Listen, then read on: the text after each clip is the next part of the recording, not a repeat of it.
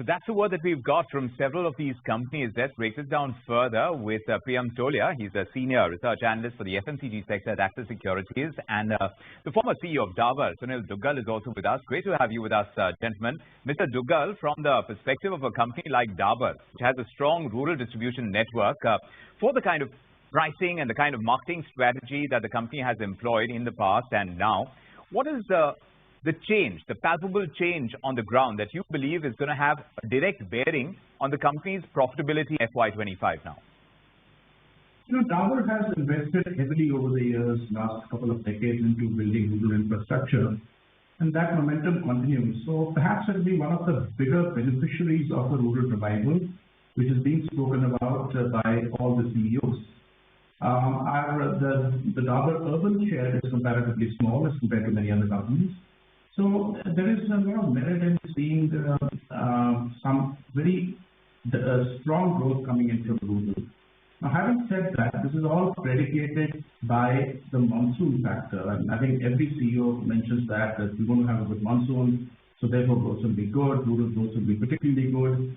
Now, what if that doesn't happen? Suppose the monsoon doesn't play out the way it is, or on the other hand, the monsoon is much stronger than what we think, and we have excessive rainfall, which is in some ways as bad as scanty rainfall. Then many of these rural growth drivers would disappear. So I would be a little cautious. I think worst is over for the FMCG sector. Worst is definitely over for the rural consumption. But taking a very bullish stand that everything is going to come back to where we were pre-COVID is perhaps a little bit optimistic. We have to see the La Nina factor, that will that bring in excessive monsoon, and that's something which we have to watch out for. We have to also watch out for material costs. I think all the C's have predicated a very benign material cost environment. Suppose that doesn't happen. Yes. Suppose various external factors, inflation hits up, that could put pressure on the margins. Correct. So I adopt a cautiously optimistic, not a euphoric view on the FMCG sector. You're cautiously optimistic about growth returning to the FMCG sector, but you're quite convinced that the worst is behind us. Mr. Tolia, what do you say? Do you think the worst is behind us? Distinctly, is rural demand returning?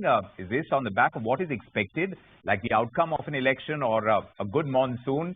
Or have things changed for the better already that's going to help the FMCG sector move up as far as the volume game goes? Yeah, definitely. So like Mr. Duggal has said that, so it's too early to say that, and we are also being more cautious right now. But though the management's commentary, which has come from the management of major companies, have highlighted that they are seeing a gradual recovery in the rural. But what we are of the view is that the greater part of the growth is likely to come in the second half of the year, led by the festive season. And of course, if the rains are good in this year, as it is predicted that La Nina would be the factor, would be, so the rains would determine how the overall FMCG volume growth is likely to play out. Yes, indeed. So, I mean, a lot of moving pieces over here in terms of revival of rural demand. But, Mr. Duggal, when you look at the various categories, if we are going to see a revival, if things are going to go the way of the FMCG sector, then which are the categories that will lead, whether it's food or non-food, which are the categories that will lead from the front? Because that will give us an idea of what kind of companies are going to be at the winning edge if the revival does indeed happen. Well, I think the rural demand, whether it's food or non-food, will be the compelling narrative for the current financial year, particularly the second half of the year. And I think the low margin packs are likely to inch up ahead of the high margin, high volume packs, which again would put some pressure on margins. So I think the line to be watched out for is not just the volume growth, which will be reasonably strong at the low base. How will the margins play out? And I think we are sitting today on very benign cost environment, which may not last. It typically plays out after a few quarters. And if we are finding the situation then becoming more inflationary, that could put a damper on demand.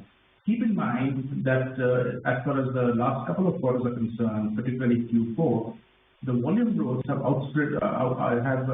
been much higher than the volume growths. So, the volume growth have been much higher than the value growth. And that is a bit of an anomaly. Typically, the value growth should lead the volume growth. And here we have a situation that many companies are declaring double-digit volume growth, but mid-single-digit value growth. And I think that is something which we should watch out for, that how will the inflationary environment play out. That's true. Mr. Tolia, when you look at the various categories and the kind of price cuts that we've seen in recent times, do you see some kind of stabilization happen now?